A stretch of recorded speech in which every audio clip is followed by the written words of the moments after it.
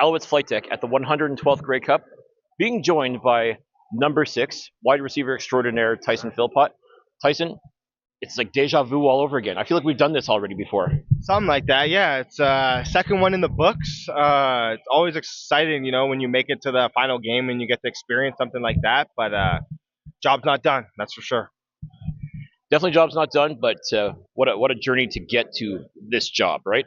Yeah, if you look at, when we're on a little 5-game losing streak, or even earlier in the season, I don't think anyone would have, looked at the Alouettes and said, "Oh, those guys are going to be in the Grey Cup." So it's always cool to prove people wrong, but we're right where we thought we should be. So just excited to be here.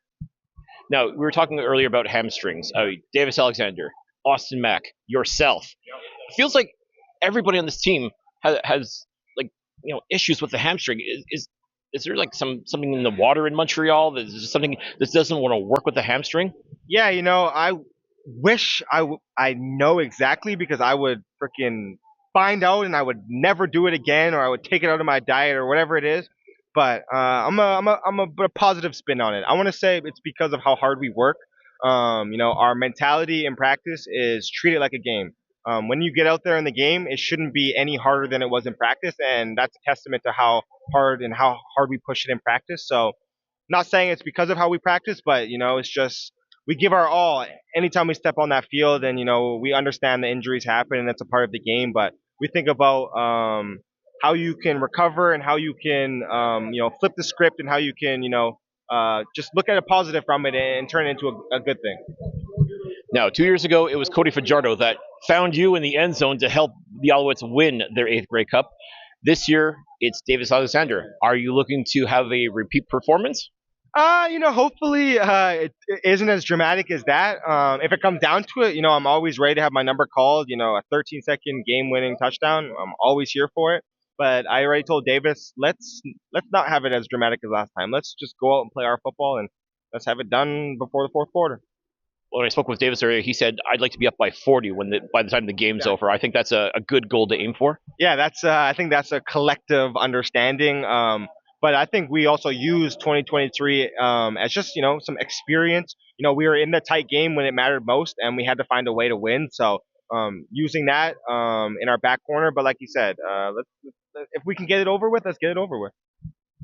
Now, how excited is your dad to see you in your second Grey Cup in 4 years? Being in 4 years being in this league, and you're in your second Grey Cup. How excited is he for you? Yeah, he's super excited.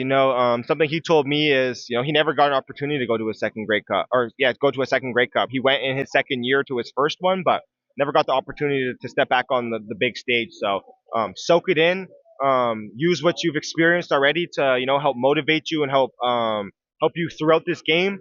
But at the end of the day, it's another game. Attack it like you do every day, and he's super confident that we can play Alouette football and get it done.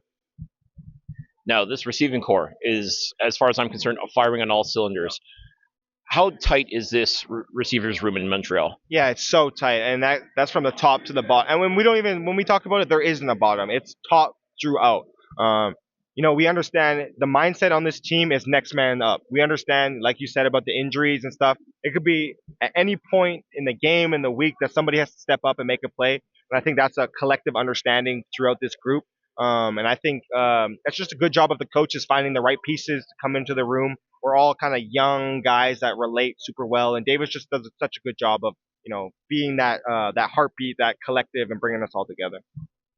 Now, every year I feel like you're almost an early candidate for most outstanding Canadian, and yet for any number of reasons it just hasn't happened. Do you think there's a bias against you when it comes to that? No bias. I think I take it as a personal challenge to, like I said, my goal at the start of this year was to play all 18 games, because I know when I play 18 games, my stats, my game just play. It speaks for itself. I do myself a disservice when I get hurt and I'm not available for my team, and I think that's contributes to why I don't get those nominations, or I don't have the stats that are good enough to be that MOC candidate. I don't play the games for the individual awards or anything like that. But yeah, that's definitely something I have circled as a goal of mine, to play 18 games, because I know when I do that, all that stuff will just fall in place.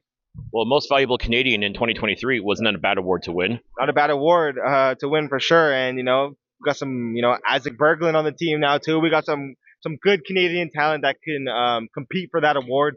But I say, if we're in an opportunity to win Most Outstanding Canadian, that means we won the game, and it doesn't matter who got that. I'll be happy for whoever. Well, this isn't 2023, so I mean, there's obviously going to be a lot of differences. There's some similarities, but there's definitely differences. When you take the field on Sunday, what are you looking forward to the most? At first, embracing it. Well, we should have a good fan base out there. I know the Alouettes are always gonna come strong, so make sure we soak that in. But just once that first kickoff hits, white noise, go to work, play the football that we play, and yeah, it'll all take care of itself. Because let's not forget, you're in Winnipeg, and you crushed Winnipeg's dreams of being in a 6th straight Grey Cup game. And again, they have no love for the Riders. Let's make that clear. But right. like, how do you convince those Winnipeg fans to forget what happened 2 weeks ago and support you guys? Yeah, obviously, we just, I mean, first off, I think it's unquestioned that they are the top fan base in the CFL. We felt that when we arrived in the airport early in the morning. We see it when we walk around. We see all the Winnipeg stuff. It's pretty cool to me too when I see Milt Siegel Drive, that kind of stuff, where they get behind their players like that. So yeah, we hope they can put some blue on. It's not that hard. You got blue on your jerseys already, and cheer against Saskatchewan, but at the end of the day, we're just super grateful for them to host us. Everything's been great so far, and we're really appreciative to be here. Well, hopefully, the Bomber fan base will remember the expression, the enemy of my enemy is my friend. Absolutely, yeah. I can't wait. And yeah, again, we appreciate you guys for hosting us and taking care of us. All right, before I let you go, you want to give one last shout out to Alouettes Nation and encourage them to be paying attention, if they're not here in Winnipeg, but at least be paying attention to the game on Sunday. Yeah, absolutely. We couldn't be here without you guys. From everyone that came out to Hamilton last week, to everybody that will be cheering behind the TVs, in the stands with us. This is truly for you, and we can't wait to go bring you guys home another Grey Cup. Best of luck to you, Tyson. This is going to be a very exciting game. I'm looking forward to seeing you do your thing. Thank you. Mexico too. All right, man. Appreciate it, bro.